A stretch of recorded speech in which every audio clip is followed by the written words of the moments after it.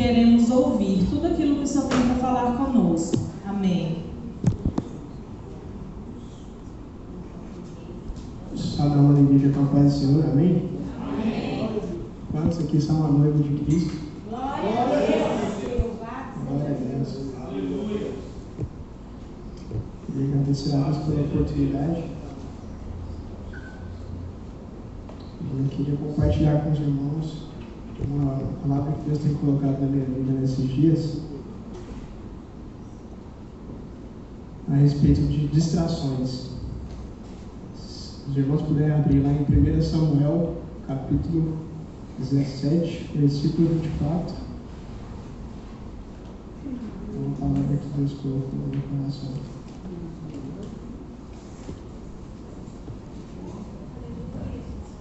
Sem as máscaras, parece que tem uma pinca de gente nova aqui, né? Olha, olha para ver se o pessoal está triste, está feliz. Glória a Deus.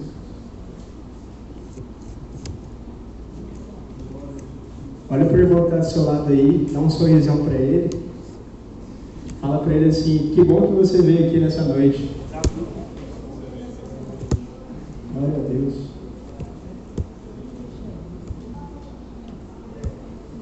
Primeiro Samuel, capítulo 17, versículo 24.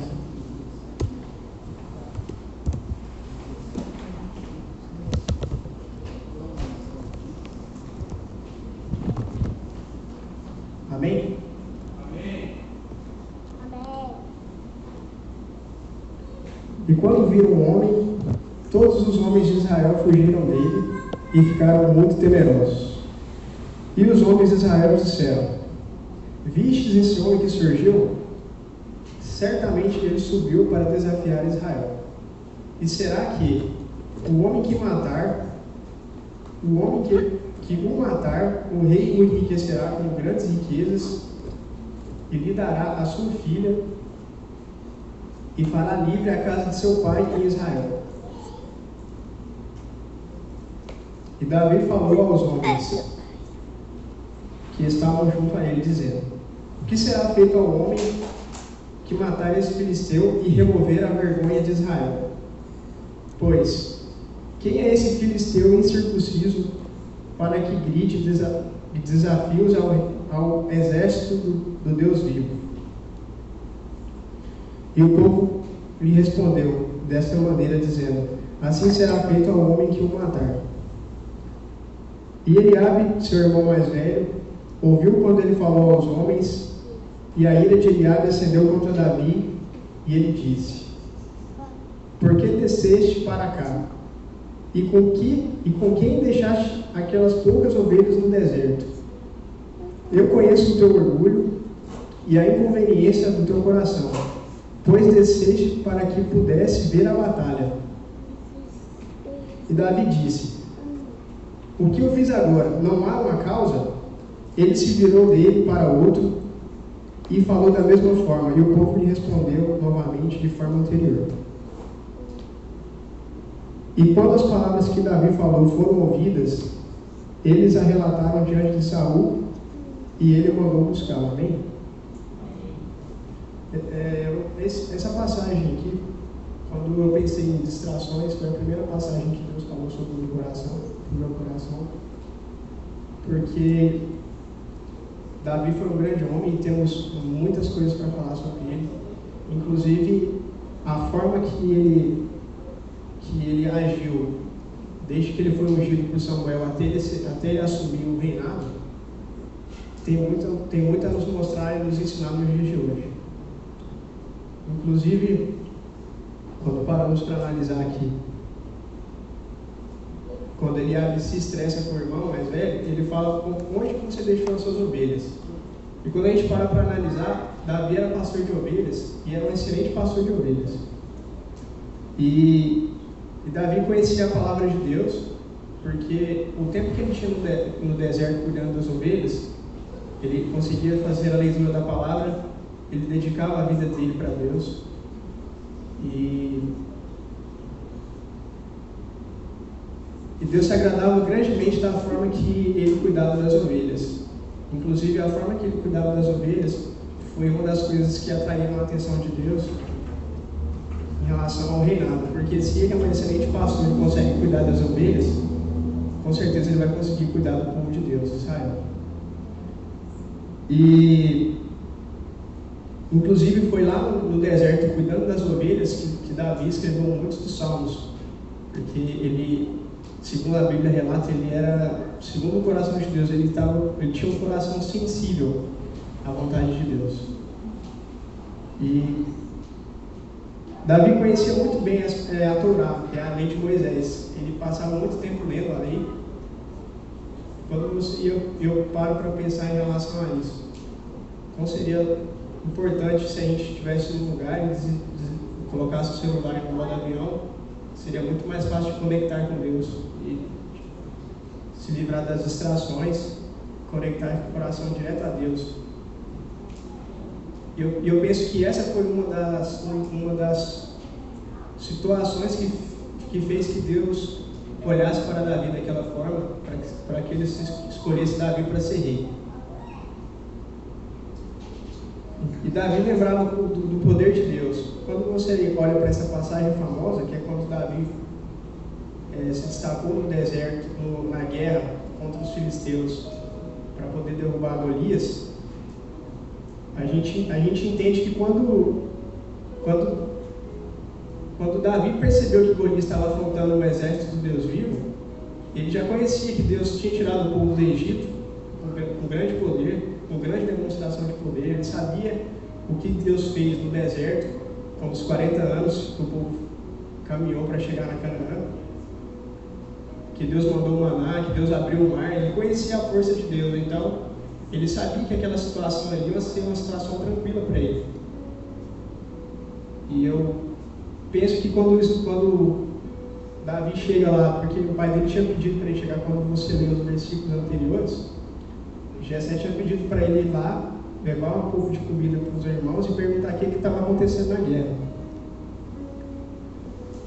E nos versículos anteriores, a Bíblia expõe que ele deixou as ovelhas com um guardador, ressaltando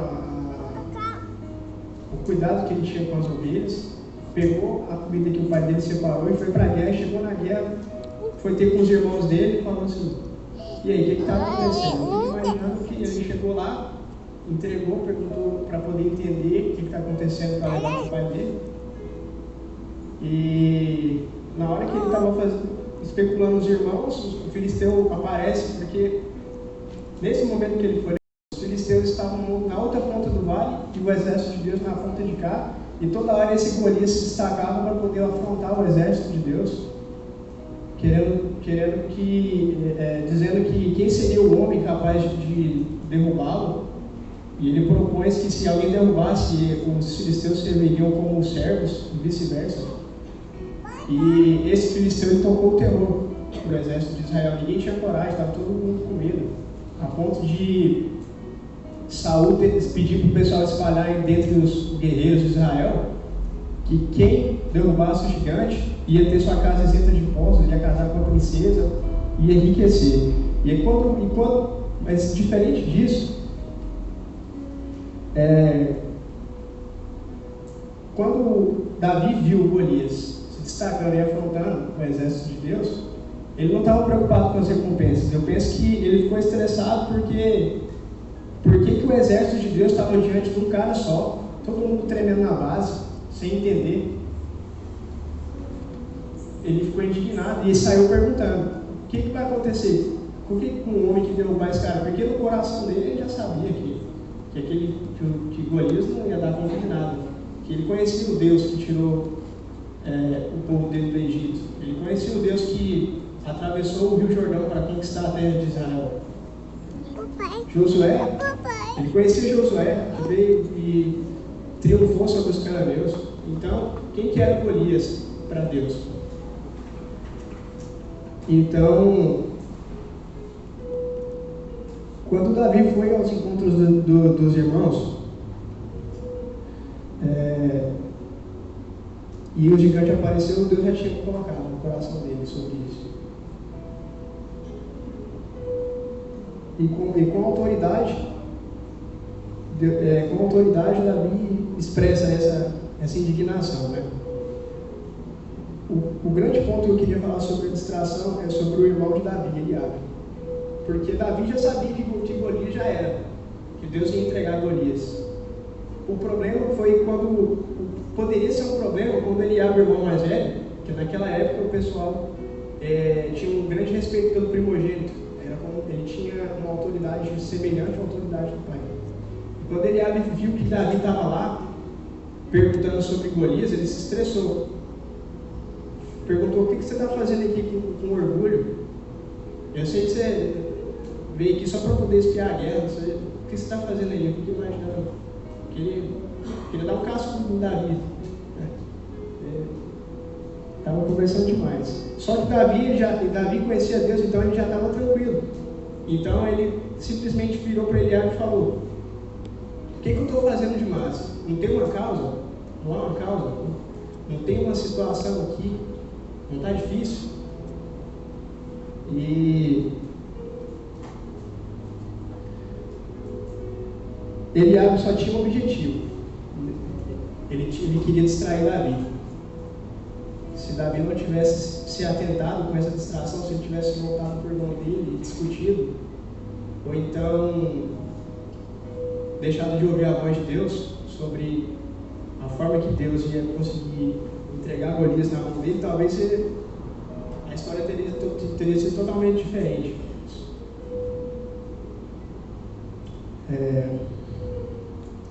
Uma das 3 coisas que Eliabe falou para Davi, que estava totalmente estressado no campo de guerra, o Golias estava há muito tempo torrando o saco da cabeça dos israelitas, e eu imagino que tinha uma grande opressão no campo de batalha, porque imagina só, você está no campo de guerra e toda hora aparece um cara lá desafiando e ele está tendo certeza de que você não vai fazer nada, está te envergonhando na frente de todo mundo. Então o exército de Israel estava sendo envergonhado. E Eliabe, que é o irmão mais velho de Davi, estava estressado com isso. Então, eu entendo que a situação para que ele tivesse se estressado com Davi era justamente por conta de tudo que estava acontecendo.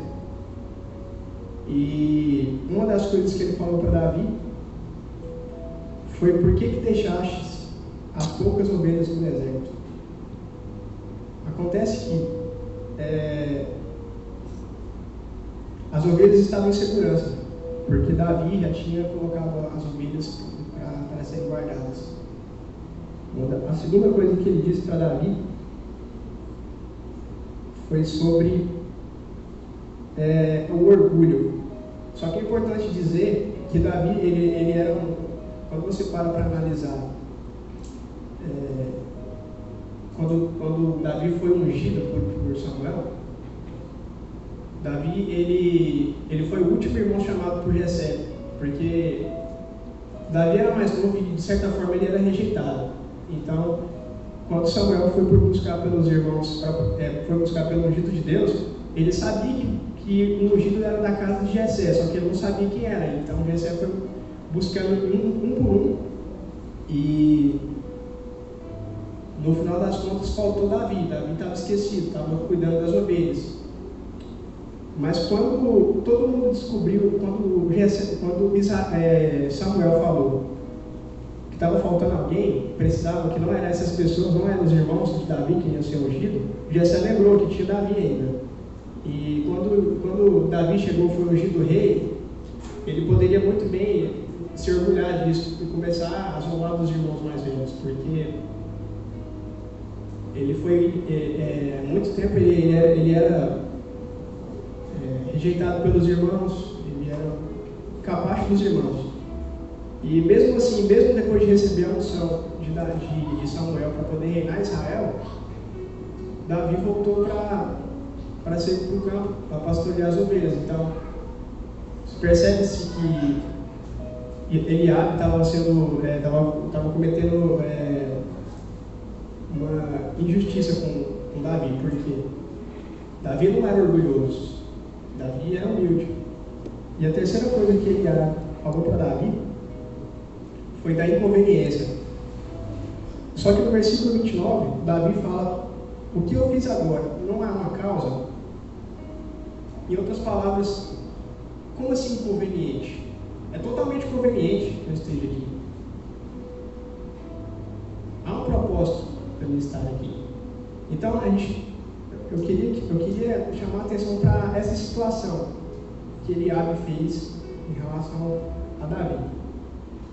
Porque Davi poderia ter se aborrecido, poderia ter mudado o foco e o filisteu ia ter envergonhado Israel na frente de todo mundo.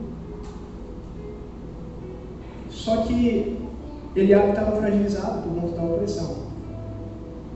Então a distração não era Eliabe, era o inimigo de Deus, os filisteus. Importante ressaltar sobre isso. Eliabe estava sob influência maligna, incrédulo e derrotado psicologicamente. E Davi sabia disso e ignorou e continuou em frente. E ele saiu perguntando para as outras pessoas, tinha dito que quem derrotasse Golias ia receber a princesa, a casa de seu pai ia ser livre de impostos, e ele ser rico, ia enriquecer. E o parênteses que eu abro em relação a isso é justamente sobre Eliabe chamando a atenção de Davi. O que Deus colocou no meu coração é sobre distrações, é justamente isso. Às vezes a gente não percebe o verdadeiro inimigo, porque o inimigo estava em campo de guerra, estava oprimindo os filisteus, e sob a influência do inimigo, Eliabe quis distrair Davi, que era o homem de Deus. E Satanás tem trabalhado incansavelmente para nos distrair. Nós estamos vivendo tempos de extrema distração. E Deus colocou isso no meu coração muito forte desde o começo do ano, sobre a força das distrações nas nossas vidas. Uma noiva distraída é uma noiva que deixaria sua lamparina acabar o óleo. Se você se distrair, você esquece o óleo em casa e a lamparina vai desligar aí. Quando o noivo vier e a lamparina estiver desligada, se as lamparinas não estivessem acesas, não seríamos qualificados como noivo. Eu entendo nos dias de hoje que a doença, o que os especialistas dizem sobre os dias de hoje, é que as doenças do século são as doenças psicológicas, as doenças mentais. E eu acredito firmemente que as doenças mentais, elas estão diretamente ligadas às distrações. As distrações te desligam das coisas que precisam ser levadas em consideração. Eu entendo que se você está distraído, a ansiedade vem, te deixa triste, aborrecido, e querendo fugir disso, você se distrai por coisas piores ainda, e aí acaba que uma situação vai gerando uma outra situação, um abismo vai puxando outro abismo. E uma das coisas que Deus tem colocado no meu coração é que se a gente está num abismo, a gente precisa acordar para o abismo e pedir para Deus nos tirar de lá, porque não existe nenhuma situação, não existe como a gente sair sem que Deus esteja com a gente. E quando você para analisar sobre as distrações, como por exemplo as distrações das redes sociais, filmes, séries, quando a gente para analisar as coisas que estão sendo descarregadas sobre as nossas vidas, em filmes e séries atuais, por exemplo, 90% um estudo foi feito e revelou que 90% das mensagens subliminares elas são descarregadas por meio audiovisual. E Satanás ele tem trabalhado durante milênios para nos distrair, para nos desviar do foco, que é alcançar o reino de Deus, que é pregar o ID. A distração às vezes nos faz perceber as pessoas que estão precisando de Deus, nosso vizinho, as pessoas das nossas famílias. As distrações estão fazendo a gente esquecer o amor de Deus sobre as nossas vidas. Eu entendo que quando quando Deus não está presente na nossa vida, não há amor. Porque o verdadeiro amor é Deus. E se você está distraído, Deus não está contigo. Se Deus não está contigo, você não vai sentir amor pelo próximo. E vou dar um exemplo em relação a uma série muito recente, que vai ter segunda temporada, se não me engano.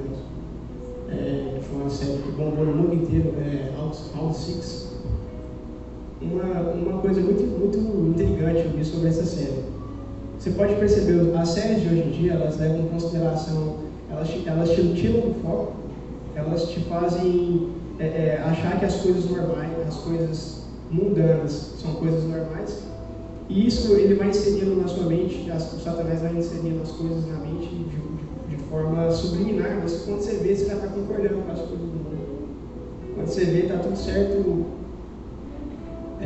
Um pai fala alto com o filho, vice-versa, está certo você ver uma pessoa se lascando todinha e achar engraçado, ficar feliz com a situação de desgraça que a pessoa. E o Round 6, você pode ver, ele pega uma pessoa ele coloca um cristão lá no meio da confusão e ele faz você odiar aquele cara. E o mundo está querendo odiar os cristãos. Os cristãos são mal vistos. E quando você pega essas coisas, por exemplo, você tem essa série, mas tem outras séries, tem filmes, tem histories, tem várias coisas que te deixam distraído da presença de Deus, e além de te deixar distraído, eles te fazem ficar mais, te deixam mais em situação, pioram a situação no campo de batalha, porque ela te faz ter uma mente reprovável. Ela faz você achar que está tudo certo o que você está fazendo, está tudo certo você concordar com as coisas do mundo. E as distrações nos impedem de buscar a Deus e a sua palavra, nos enfraquecendo e nos deixando totalmente vulneráveis no campo de batalha. E quando a gente se depara por situações como essa, a gente começa a perceber que a gente vai para a igreja buscar a Deus, e tanto faz se Deus se manifesta, se Deus não se manifesta, tanto faz se tem alguém que está precisando, você vem para a casa de Deus e vai, está tudo certo.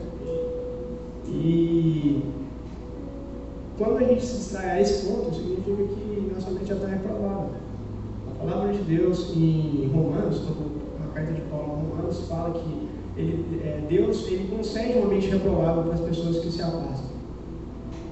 E quanto mais você se distrai, mais você vai ser distraído. Quanto mais você se distrai de forma que você queira, você vai lá e quer se distrair, mais distraído você vai ser de forma subliminar, e vai ficar distraído do seu subconsciente quando você está concordando com o mundo e está tudo certo. As distrações não nos deixam ver o próximo perecer. Quantas pessoas, quantos vizinhos, quantos amigos que você conhece, que às vezes está precisando de uma palavra, um abraço, porque nós estamos distraídos. Eu falo por mim, porque ultimamente eu percebi quantas pessoas ao meu redor estão precisando de alguma coisa, de um abraço, de uma palavra amiga, de chegar lá e falar assim: bora lá para a igreja hoje, tem uma coisa legal lá para você. Ou então um simples abraço, falar: cara, Jesus te ama. Vamos ligar, sei lá, uma série, assistir um jornal, distrair com alguma coisa, distrair a mente. Às vezes você está em um relacionamento e você está tão distraído que você não percebe que o seu cônjuge que está do seu lado está perecendo. Você chega em casa e fica focado ali em descansar a mente. Vai descansar a mente vendo outras coisas. Vou descansar a mente vendo Insta, vendo TikTok, vou assistir uma série. E às vezes isso nos distancia de uma mente aprovada por Deus, por conta das distrações.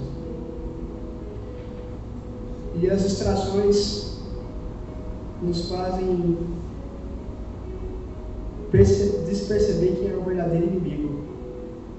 Davi, ele viu aqui que Eliabe não era o inimigo.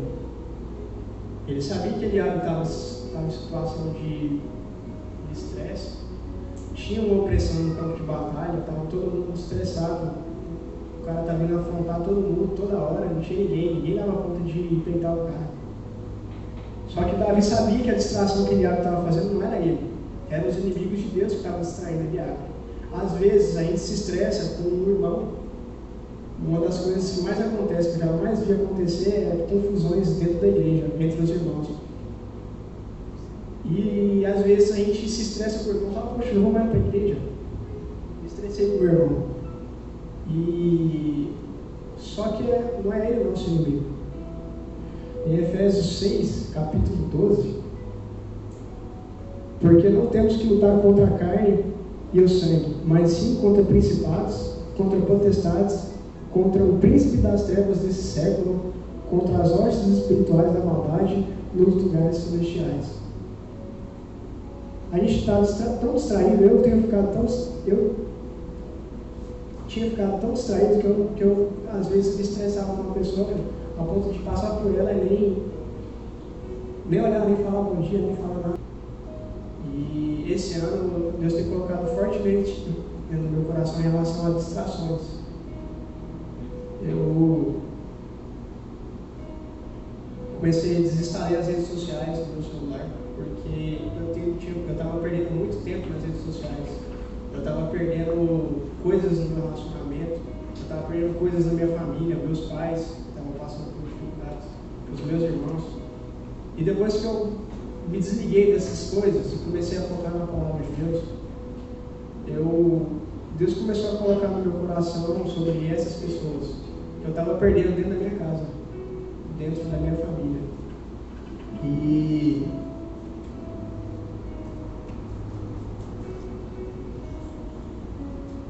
às vezes a gente acha que a luta é contra os nossos irmãos. Às vezes a gente não sabe o que está acontecendo na vida dele, porque a gente também está distraído. E aí a gente esquece de correr para a palavra, correr para Deus, porque só Deus tem a situação de tirar a gente de todo o buraco, de toda ansiedade, de toda depressão. Às vezes a gente usa as redes sociais como forma de distração para fugir da ansiedade. E quanto mais ansioso você fica, mais distraído você vai querer ficar. E quanto mais distraído você querer ficar, mais a sua mente vai ficar reprovada, mais distante você vai ficar da luz no fim do túnel, que é o nosso Todo-Poderoso, o Deus dos céus, Criador de todas as coisas. E depois que eu comecei a prestar atenção nessas coisas, me desligar das distrações, eu comecei a entender, Deus foi começando a falar comigo sobre as coisas que Deus tinha falado através de pessoas aqui na igreja, de pessoas que são próximas, que são cristãs, e começou a fazer sentido muita coisa, inclusive para a força que é a palavra de Deus para a gente conseguir sair do buraco que foi a causa das distrações. Eu acho importante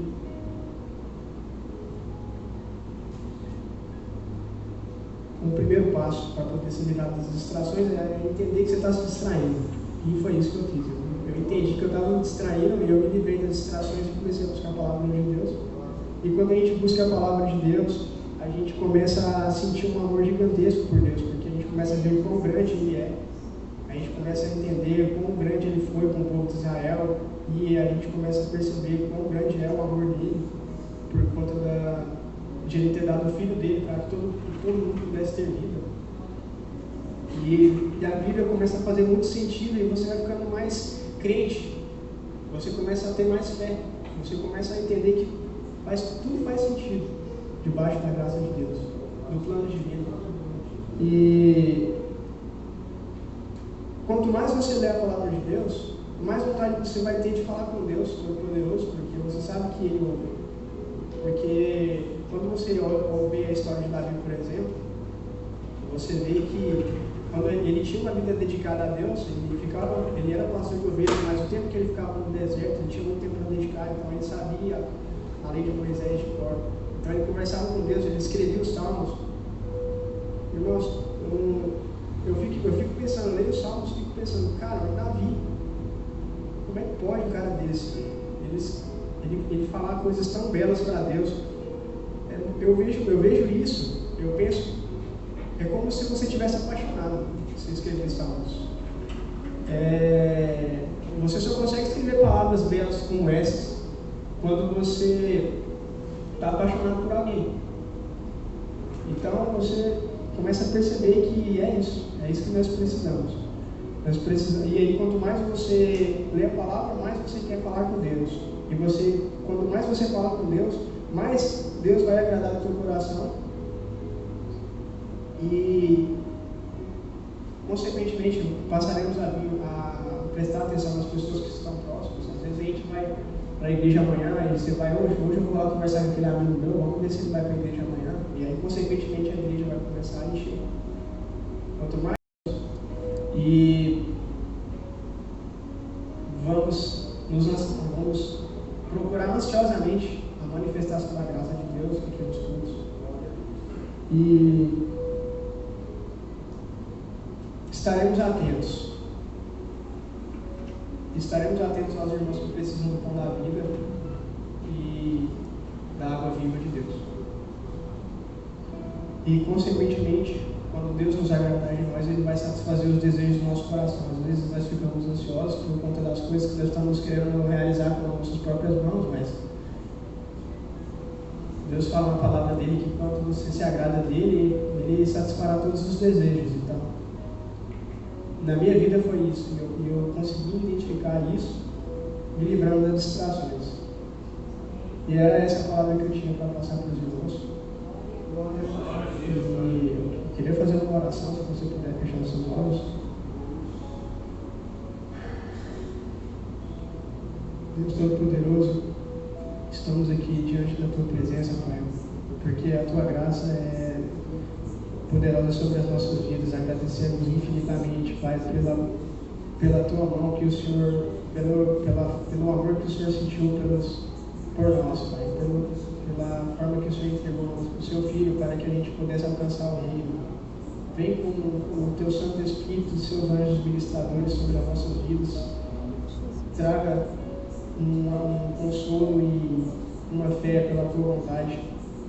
Amoleça nossos corações para nos livrarmos das distrações, Pai. Livra-nos das coisas que vão nos levar para a morte eterna e nos mostre o caminho, Pai. Porque sabemos que só Tu é o caminho, a verdade e a vida, e precisamos de Ti para sair, para poder nos livrar das distrações, para nos livrar da ansiedade. Só Tu consegue nos tirar, Pai, e amamos a Ti por conta disso. Agradecemos em nome de Jesus, amém.